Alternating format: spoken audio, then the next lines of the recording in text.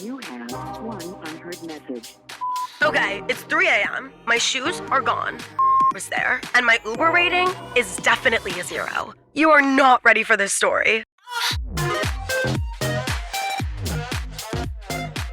Hi guys, welcome to another episode of It Is Always Something with Davis Rowe. So I don't know if you're watching or listening today, but if you're just listening, I'm going to paint the picture for you. I look a little stupid holding my notebook right now, but I just wanted to make sure I was prepared. So as always, we're going to start with a weekend recap. And as I mean start, I'll probably talk about this for literally half the episode. So I honestly film very uneven schedules. Sometimes I'm even going to be pre-recording filming because, as you guys know better than anyone, I'm a very busy girl who has to be a lot of places. So obviously I put out an episode every single Friday for you guys, but not necessarily. Some of them are filmed 2 in the same week. You understand what I'm putting down? So I can't always give you a full weekend recap, except today we have like a weekend recap from the past 2 weekends because it's been a minute since I had a weekend debrief. So this weekend, it's been really fun. Senior year, my school, the first 3 years, like you're just doing the frats, and then senior year, you live in Pacific Beach by all the bars. So you could only imagine, like I am literally 20 steps from Hideaway. Yeah. So we did the whole bar thing last night or 2 nights ago. What day is it? Monday? I don't know. And no, it's Tuesday, guys. Happy Tuesday. So Saturday night, we decided to go out as a friend group, and instead of going to like the big local bars, we were like, why don't we go to some new bar that has no one at it and like make it the vibe? I don't know why we thought we would like bring paparazzi to this bar because we get there, it was like crickets. But then no, actually it did. 20 minutes later, all of our friends started to migrate over, and I was like, wait, what are you guys doing here? They're like, well, we saw you were here. I'm like, oh my God. So I was really popular this weekend. And we went to Ale House in Pacific Beach. That was like the vibe we were gonna try and make. So empty, all of our friends show up, and it was low-key fun. We're on like the rooftop, we're all drinking. Any other bar in San Diego on a Saturday night, like you wouldn't even be able to order a drink. So it was great. We're like crowding the bar, taking so many shots, like literally using it as if it's like a house party, you know? And then all of a sudden I hear like scream crying. You would think it was from some chick. No, it was from the bartender. My guy friends always have to like chirp everyone. I'm like, this poor bartender is probably sitting here like trying to do his job, you know, like get home to his family after. My guy friends are like chirping him, but also it's like, you know, I guess I'll play devil's advocate.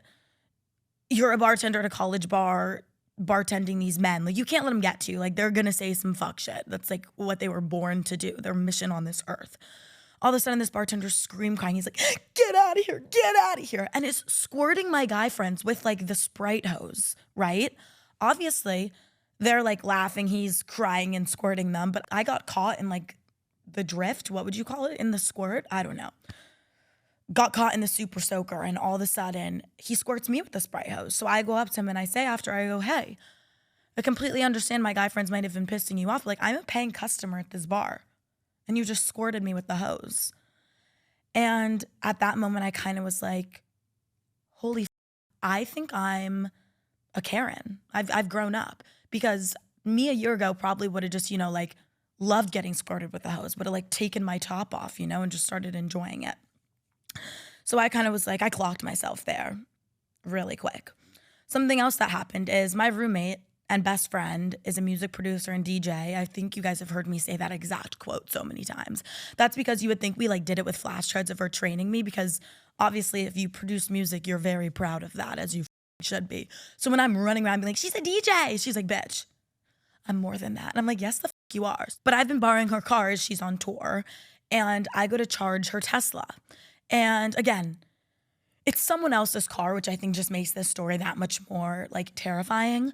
I pull in, I'm charging my car, it's all fine. And then all of a sudden a old man pulls up to charge his car in this Tesla charging station. And when I first got there was this crackhead like playing in the rocks, but I feel like there's always a crackhead playing in the rocks in San Diego, so I just really didn't let it bother me. Also, I'm from Florida, so like a crackhead is just like, another normal person. I'm used to it, very used to it is what I'm trying to say. This man pulls in to charge his car, and this crackhead runs up to his car and is like, no, you're not getting in here. Get out of here. Get out of here. Is like owning this Tesla charging station, not letting this man's car in. So obviously he stops because he's not going to, run over the crackhead. And then all of a sudden it escalated very quickly, and this crackhead is like punching his car, hitting his car. So I FaceTime my best friend, obviously, because, why would I call the police? Obviously, I need to call the homies and let them know what's going on.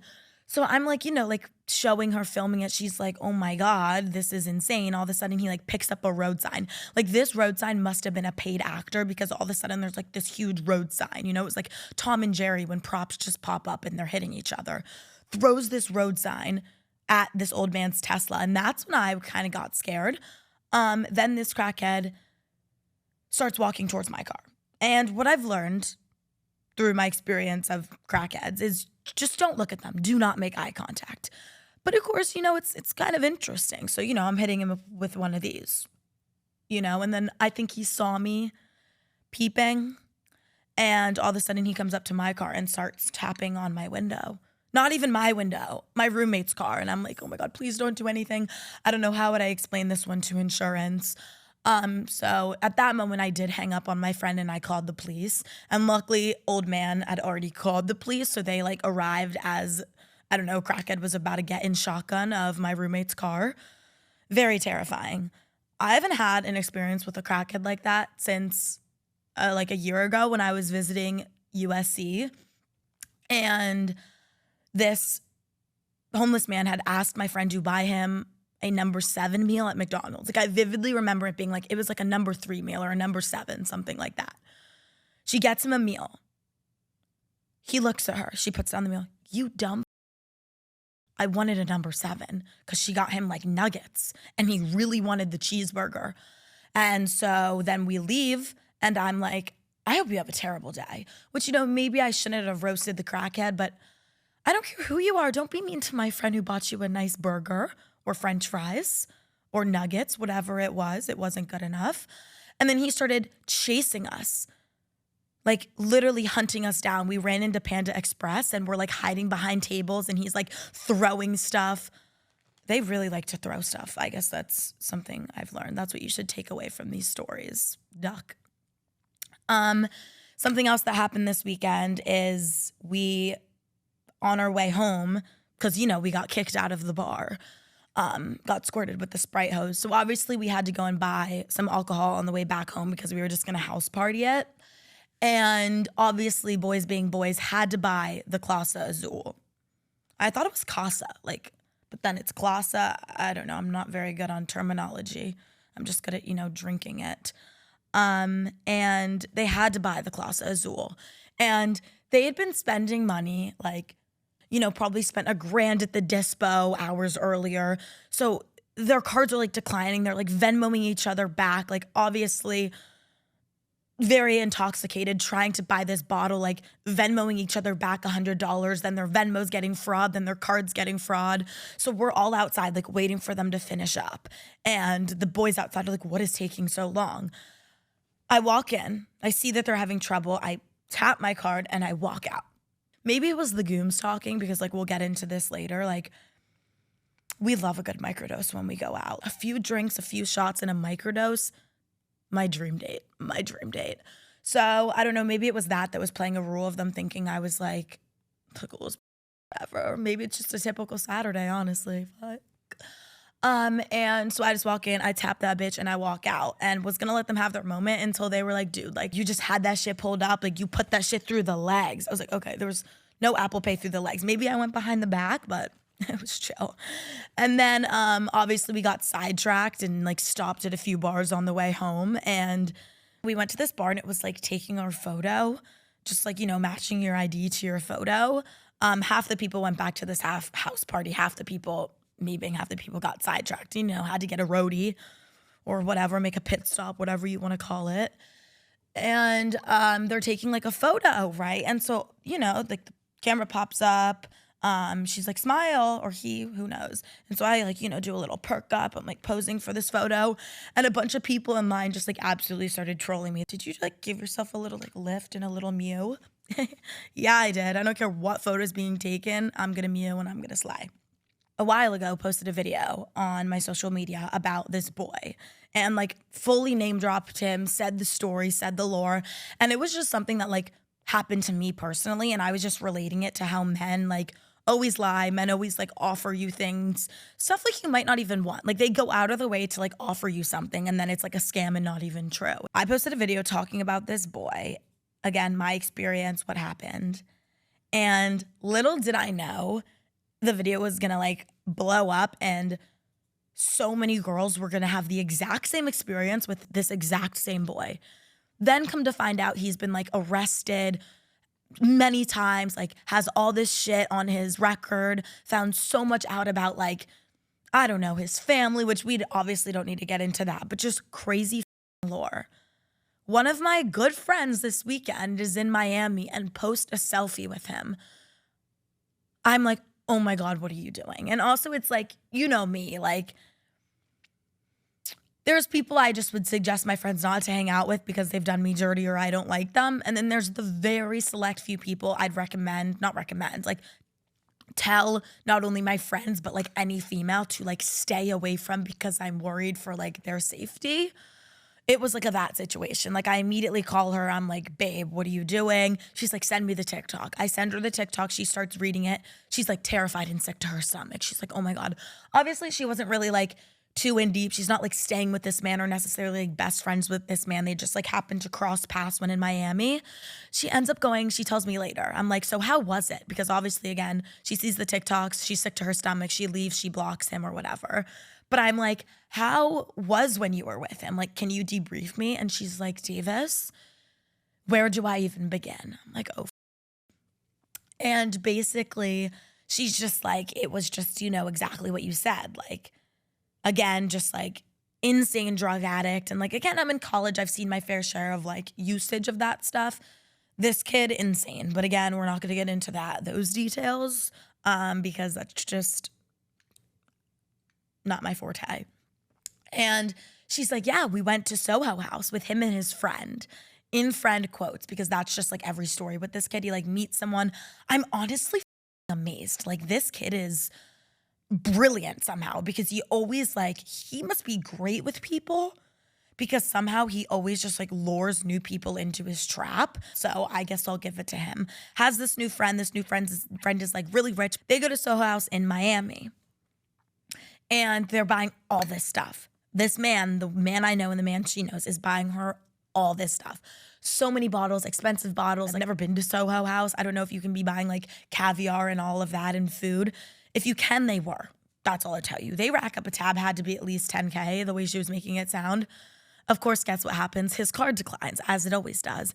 But it's not, it always checks out for him because like, his facts are real. Like, I'm pretty sure, like, his family does own. It's either, like, Space or 11. Not his direct family, but, like, aunts and uncles or something. But he's been, like, completely shunned and cut off from his family. This was the details I said I wasn't going to get into, but fuck, I got into it. Oops. Which we'll just dip my big toe in the pool, Nothing too crazy.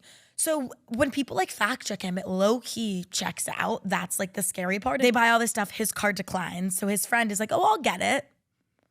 His friend gets this tab and yeah, buddy, you're never getting paid back. And then my last update of the weekend that will get us into our next few stories is I want to tell you about how I got my hair done during class. So I'm going to tell this as if it was a funny story, but I was like very pissed and upset. I did shed some tears, but my friends told me it was like very invalid, or some of my friends.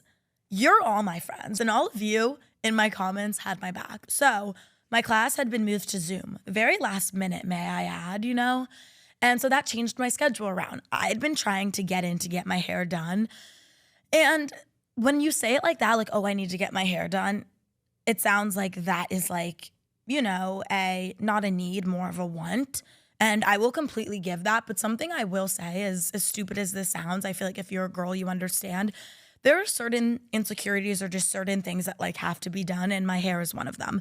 Not only was my hair like literally falling out, if you saw, I think this is, I don't know what episode we're on, I get lost in the sauce, but a few episodes back when I did my abroad episode, my hair was like sticking out and genuinely falling out. Like as someone who's on camera, I just can't be having that, you know? And I was really trying to find time to get my hair done because my hair was like literally falling out. So it had to be done. So I am trying to find a time to make an appointment with my new hairdresser. And it's just really not working out because, you know, I have filming, I have other work stuff, I have school, I have to do stuff. It's senior year. I want to be hanging out with my friends, not missing out on opportunities. My class gets moved to Zoom. I'm like, perfect. I text my hairdresser and I'm like, hey, I could actually come in now at 4 o'clock. Because before I had this class at 4 o'clock. And I'm not getting some full blowout or even dye. She's like silently gluing in a few pieces and like fixing what fell out. And also, this is the owner of the salon, so I'm the only one in the entire salon. It is noiseless. Also, I'm a pretty socially aware person. I didn't even think twice that this would be wrong or not okay. I get there, she's doing my hair, I open my computer, and I'm on Zoom. And we're like 10 minutes into the Zoom at this point. It's going completely fine. And all of a sudden, she's like, can you guys turn your cameras on? And if I probably was to turn my camera on right in that moment, she definitely wouldn't have noticed. But it was because, you know, I didn't turn my camera on. If I was in my bed, I would have been looking disheveled as fuck and would want to be, you know, like ripping my bong during class or chiefing my vape. Like I wasn't going to turn my camera on anyway. Until she's like, Davis Rowe, can you turn on your camera? Sure, no problem. I turn that bitch on. Here's where the problem starts. Obviously, since she called me out and then I turned my camera on, she's, you know, eyes are directly on me. And she's, you know, taking a closer look. And this is where she says, in front of the whole class, may I mention, are you getting your hair done? And I'm like, yeah, I am. And she's like, but we're in class.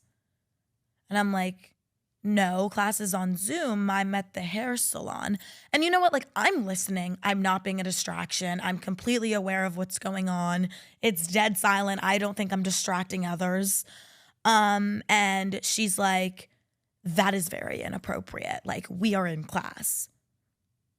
I'm like, okay, well, what do you want me to do? Like, I'm not going to stop getting my hair done. And she just is like, you need to get off the Zoom.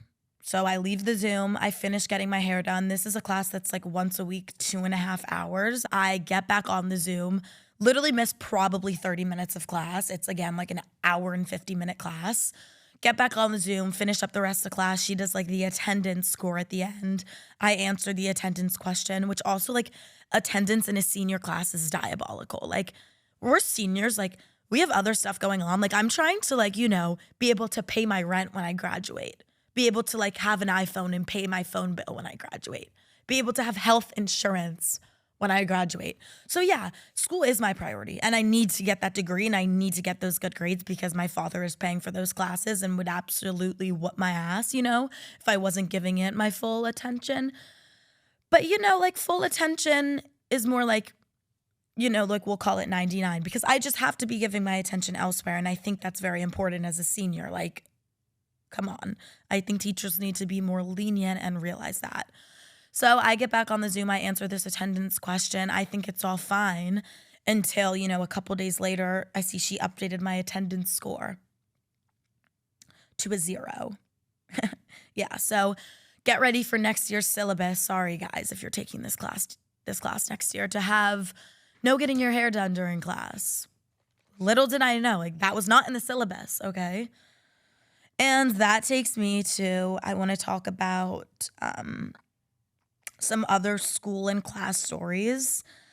I probably have a lot, but just the one big one that sticks out to me that was like my most humiliating experience with a teacher. But luckily this teacher was a chiller. It was more just the whole experience was humiliating. I had this test for this class, and I'm not one who's like typically, I'll admit it, I'm not always the most prepared, okay? So I was staying, this was junior year, this was last year. And this was sophomore year. And I was going to Newport for the weekend because my ex-boyfriend lived there. And we were going to do a long weekend. So we were going to stay through Monday because my class on Monday is usually just like a big lecture class, except on test days. So it's Sunday night and Tyler is like, Davis, can you please make sure that you don't have any assignments tomorrow? And I'm like, no, I don't. And he's like, please check. So I obviously look, I don't really see anything, but I'm like, let me ask someone who has the same class just so I can be sure. So I text my friend Chloe, who's in the same class, same teacher. She's just like the class after me. She's like the 2 o'clock, I'm the 12 o'clock. And I'm like, we don't have a test tomorrow, right? And she's like, dude, we have like a huge 150 point exam tomorrow that's worth more than half of the class. What? So I'm like, fuck, what do I do? So I tell her, I'm like, okay, I'm going to come to your period because my class is the 10 a.m. She was the 12. It was something like that, as I explained. And I'm like, 1, I need more time to study. 2, I want to sleep in, the fuck. And 3, I want to sit next to you, you know? So I email my teacher, and he's a chiller, this teacher. And I'm like, hey, I had something come up. I'm going to come to your 12 o'clock instead of the 10 o'clock. I do it. I take the test, right? I drive all the way back from Newport. Don't spend that extra day there. I take this test, and as I'm turning it in, I say to him, I go, hey, I emailed you, by the way. I'm in your 10 o'clock class. I just wanted to come to the 12 o'clock because, I needed more time or something. He looks at me and starts dying laughing, cracking up. What's up? Is that not okay? He says, my 10 o'clock and my 12 o'clock are just 2 completely different classes. One is macroeconomics, one is microeconomics, completely different things, learning completely different things. You're in macroeconomics. You just took a microeconomics test. The macroeconomics class doesn't have a test for another 2 weeks. So not only did I take a test in a class that, I don't even have, meaning I don't even have it that day or that time. No, baby, you don't even have the class. That's microeconomics. You're in macroeconomics. That class isn't even on your schedule or for your major. Was it? I don't fucking know. So that was pretty embarrassing, taking a test for a class I don't even have at a time I didn't even have it. You're brain dead. Let me just say also, we'll catch up in a few years once I have my solid diploma on lock, printed out, fully gone through, I don't know. Then I can tell most of my school stories because a lot of them I fear would interfere with me getting said diploma. So, we'll just wait until I have that and then it's fair game and I'll tell you guys the rest of the tea. But those are the more PG-13 ones that I don't think would get me kicked out of San Diego State. They're more just silly. So along these same lines of me just being very, all over the place, something else I think I have a lot of unique stories in is work. As we know, I'm not always the most brand friendly, I guess we could call it. So I was just going to tell you a few of my favorite stories that involve my work and just unique circumstances. So first of all, this is a fan favorite. Sophomore year, honestly around the same time as that last story I just told with that teacher, I had gotten a brand deal from CVS and they had wanted me to use a product they sold. It was a brand deal for CVS, but it was a brand that has product in CVS and wanted me to promote that their product is in CVS. It was pimple patches, by the way. I do a get ready with me and I start with the pimple patches on my face, promoting the product, talk a little bit about it. I take the pimple patches off and I'm getting ready. So that is the outline of this video. I'm doing a get ready with me, promoting pimple patches. I have like a little get ready with me drink because, I'm getting ready for like a frat party or something.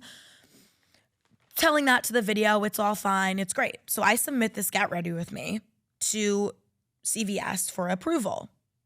I think it was a great brand video. I honestly thought it would sell a lot of pimple patches. They did not. They write me back an email basically telling me their opinion on my brand video. This is what happens a lot when you submit a video for a brand. When a brand reaches out to you and asks for you to promote their product, 9.9 out of 10 times, you have to send that video back after you meet the guidelines that they've given you so they can approve it. Make sure you met all their guidelines, make sure you did what they wanted, and make sure, you didn't do anything they wouldn't approve of.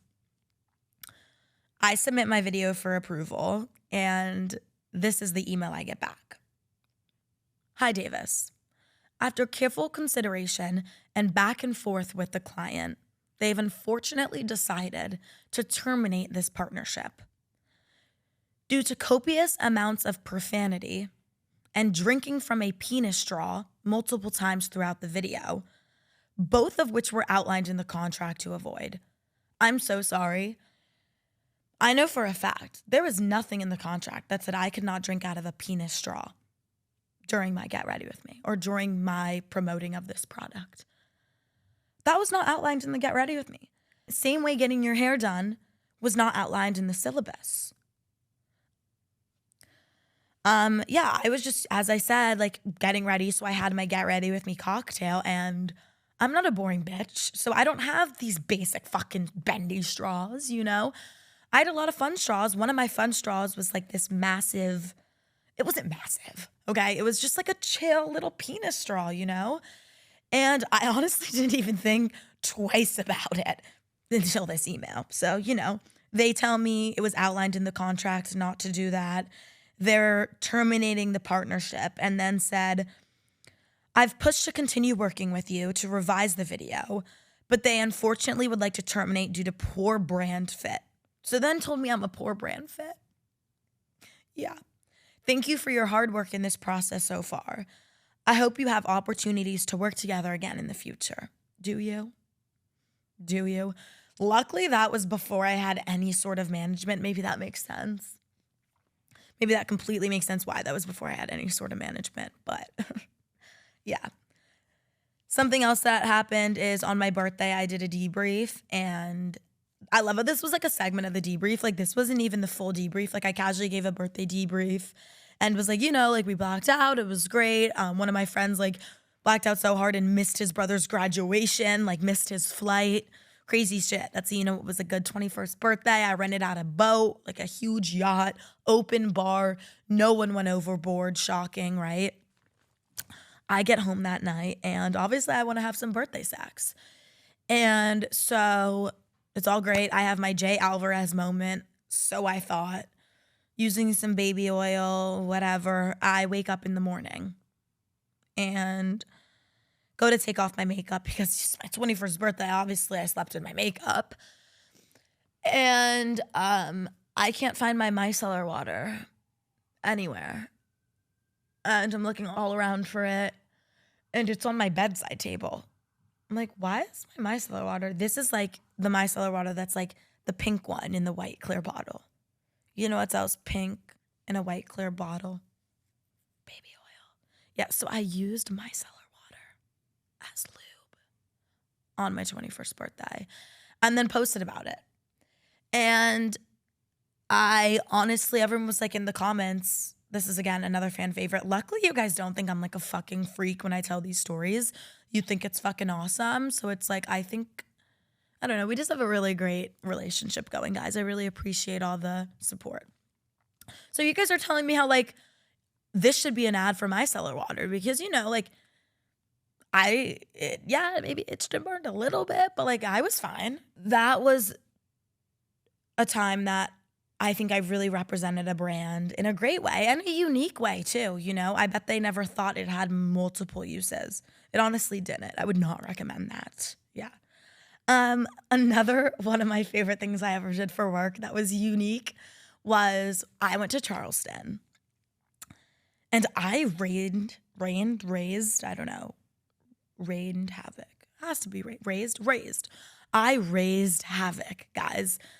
I did a debrief at the end of Charleston and had to be like, so I caused so much havoc, which I'll tell you why in a second, why I caused so much havoc. Was banned. I got banned from fucking SAE. Like, how do I go to another school, visit for like 3 days and like trend on their yik yak, get banned from one of their frats? Why? Well, let's get into it. So basically, I went to an SAE frat formal. And this kid, again, no hate to this kid. Like, that's not my point of telling you this. But I posted this video, guys, of this man yelling at me. I wake up in the morning and it has 1.6 million views. And I have this man's girlfriend texting me, telling me that she is getting like, not only is he obviously getting harassed and like people are like threatening him that they're gonna like find his job when he graduates or like reach out to the dean of Charleston. His girlfriend is like, people are like coming at me now. So obviously I feel really bad. I don't want anyone to get that amount of hate, you know? And he's like, can you please take down the video? So I take down the video. But I think it's only fair that we like play the video. I can always just cut this part out if I figure that he should be saved. But the reason I want to tell this is because I ended up using this sound. No, we can use the sound because I deleted the first video of him saying it because it obviously has like his face in it and he's saying it. But then why this is funny is because I go on to fully use this as a sound and then promote my case to it, which we'll get into. I'm getting ahead of myself. So here is what this man said to me. Oh, it's about my phone case. That's why I used it as promo. This is when I was about to launch my Camair X Diva Davis phone case. I should have brought one in today to show you guys, but if you're a real one, you know what I'm talking about. So this is a video of him roasting me, and mistakenly he brought up my phone case into it. So then, of course, I had to use it as promo. Okay, let's play it. And by the way, the caption says, imagine a man saying this to me. Like every other bitch, film me. I don't give a fuck. Post me on TikTok. I don't give a fuck. I really don't care. And my phone case is dumb. Your phone case looks like shit, you diva ass bitch. I don't give a fuck. I really don't care. Me. I don't give a fuck. You're wearing a bracelet on your fucking elbow. I don't give a shit. I really don't. You're on every other fucking here. I really don't care. I don't at all. Have fun. It sounds like he cared just slightly. So him saying he really doesn't care, baby, Glock yourself. So then I go on the next day. I did delete it because I felt bad. Like I didn't want his girlfriend to keep getting hate or him. And I fully like used it as a sound and like promote my phone case with it. Pretty fucking iconic. Probably got me a good amount of sales. So those are just some of my unbrand friendly moments that I think sum me up as a person. And lastly, I think we should on this just go on the same wave of just unique and crazy things that have happened to me. I have a lot of work stories. I have a lot of school stories. Something else I happen to have a lot of is airport stories. I've rarely ever had a great airport experience. So the first one, titled, is my Bionic pussy. So, and weirdly enough, my mom has this same issue. What am I talking about? You'll see. So, the first time I experienced this is, of course, the one time I'm like running through the airport so late, about to miss my flight. I go through security, right? And my bag goes through, it's fine. I go through like the body scanner. All of a sudden, it is like freaking out, this body scanner where on my vagina. Like bright red light, just saying like, I don't know, something was there. Either metal, drugs, like I don't fucking know. So they pull me and they're like, we have to like go to a side room. Like, would you like to go to a side room? Like, we have to do an intensive pat down. Like, it is saying you either have metal on you or you are carrying something. Like, are you carrying something. Like, I don't know, like, what are you asking me right now? Are you asking me if I'm like being a drug mule? No, I'm not. So they have to like do a full fucking pat down because I have this like bionic pussy going off telling them that I have metal, which again, so weird because this happens to my mom all the time. It has never happened to me. So I don't know, that's so weird. So they're patting me down. It takes like 30 minutes. They're telling me, like, doing an intensive search. I almost missed my flight. And then, you know, like, obviously didn't find anything in their search because no, I wasn't being a drug mule. And they luckily just like let me go. Next, me and Emily's Europe trip. I have to give you guys a full debrief on me and Emily's Ibiza and Monaco trip. I know you guys want me to get into like my family history and being related to the royal family and all of that, but that's all very classy stuff. And I've actually had people in that family tell me they watch my videos and know what I post on social media. That's already scary enough because they're all a class act. And pretty much everything I've even spoken about today is the opposite of that. So I have to come in one day with my nubs, with no nubs, nice like French tip nails, you know, like maybe a button down, a slick back, and not mention anything horrific.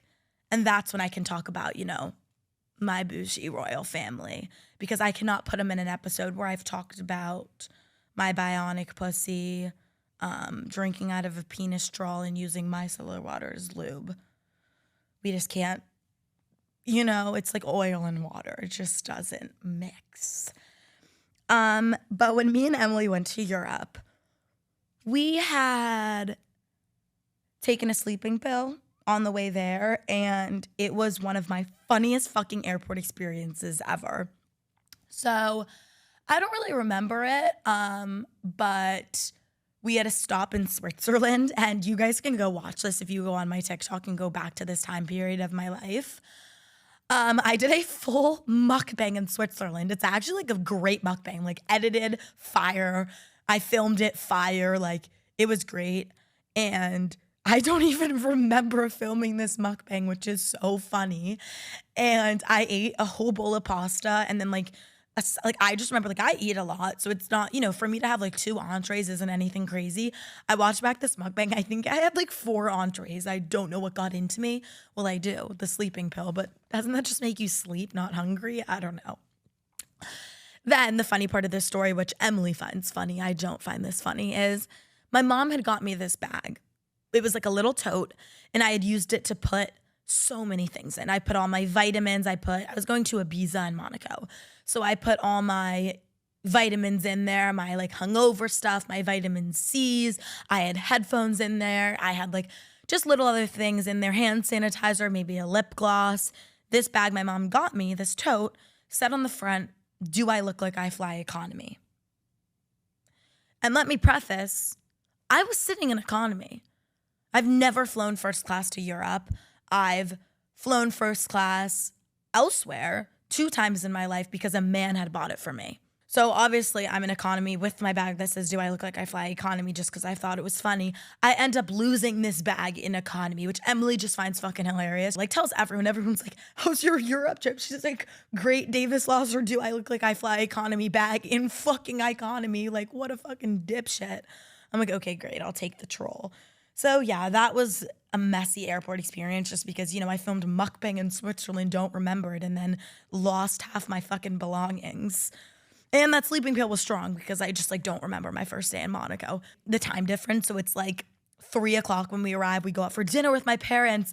Not only do I not remember the mukbang in Switzerland, I honestly don't remember that whole dinner, but that's a story for another day. And then we have the UGG in the machine incident. I was again running late through the airport because like I have such bad ADHD. I'm not sitting at my gate for 45 minutes just to get and be in a middle seat shoved in between 2 people. So I get to the airport about like, I don't know, 20 minutes before my flight. I go through security. I'm waiting. They make me take off my shoes. And again, I was so running late that I didn't have socks on in my Uggs. I just put on my Uggs. So I'm going through security, fucking barefoot, humiliating. My dog's on the ground. And all my stuff comes through security. One UGG comes through security. I'm waiting for the other UGG. 2 minutes go by. There is no UGG. So I say to these airport people, hi, I think my shoe got stuck in the machine. She is like, okay. I'm like, so, like, can you guys help me out with that? And they're just immediately acting like I, like, went in the machine and shoved my own shoe in there. I just put my Uggs, like how I was supposed to, like in a bin, and it happened to get like caught in the shit and stuck in the machine, you know? They have to like stop the whole machine to get my Ugg, and they make this seem like this is my fault. Like I'm being difficult, I'm being annoying. And yes, I'm running so incredibly late, but I'm being polite. I'm like, hi, do you think you could like help me out and get my shoe? Like I think it got stuck, like I'm running late for my flight. I let them know that. But I'm not being rude, I'm not raising my voice. And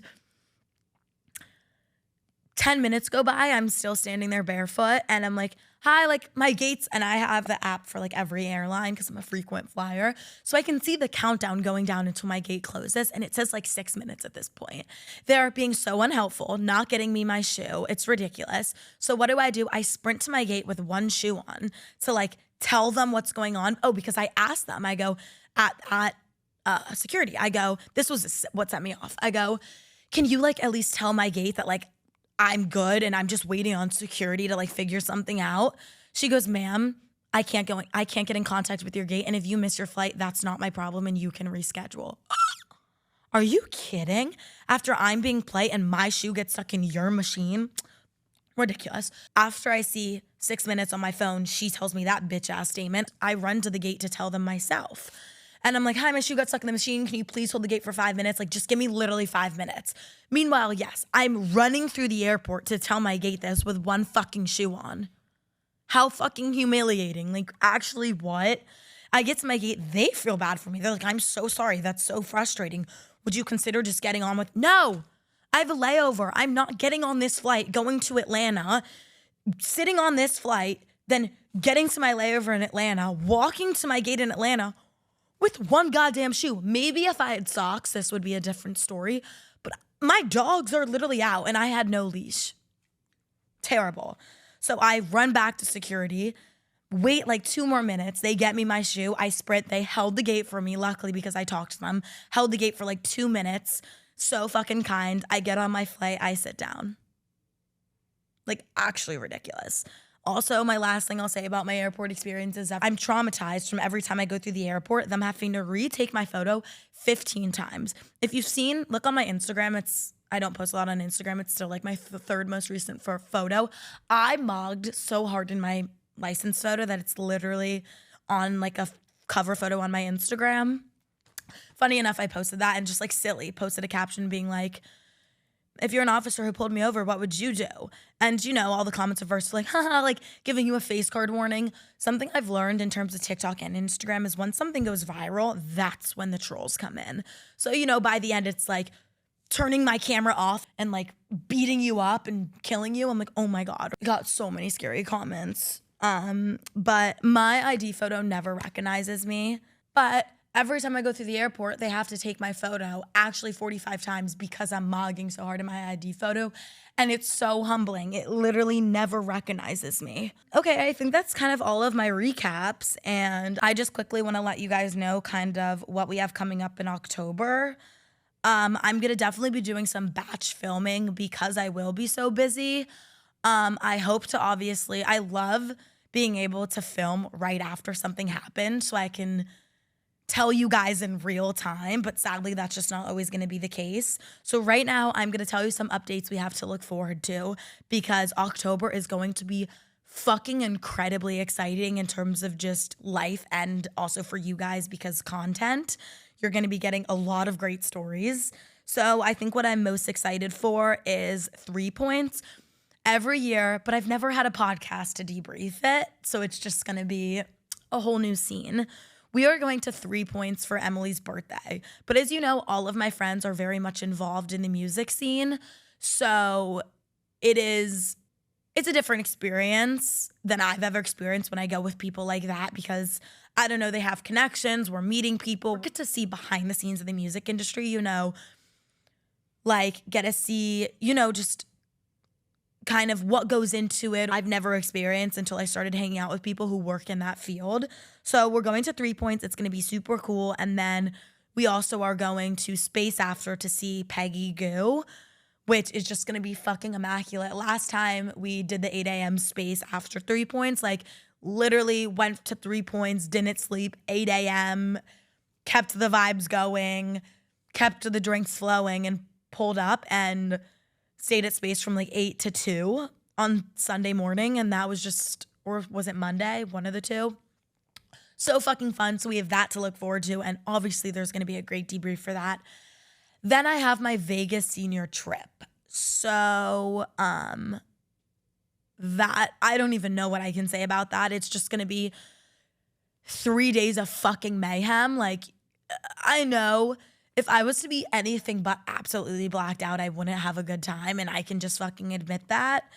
So there's going to be some stories. I can't tell you what they're going to be, but I've yet to be 21 in Vegas, so just I just hope I make it back to have the debrief. And we also have two of my best friends' birthdays in October, my best friend Maddie and my best friend Emily. My friends love to share, so they're like, you know, if I'm going to black out on my birthday, my friends have to just as hard. That's something we like to do in my friend group. So that'll be exciting too. Okay, I hope you guys enjoyed my weekend recap from the past 2 weekends and my airport stories, my school stories, and my work stories. Again, there's so many more stories regarding these topics, but I think we covered the basis. And I love sitting down and talking with you guys every single week. Obviously, as always, if there's anything in specific you guys want me to cover in future episodes, please let me know. I'm an open book to all ideas. I hope you enjoyed the drama. I hope you enjoyed the tea. I know I didn't. And thank you guys so much for watching It's Always Something with Davis Rowe. And I'll see you guys next week. Bye, guys.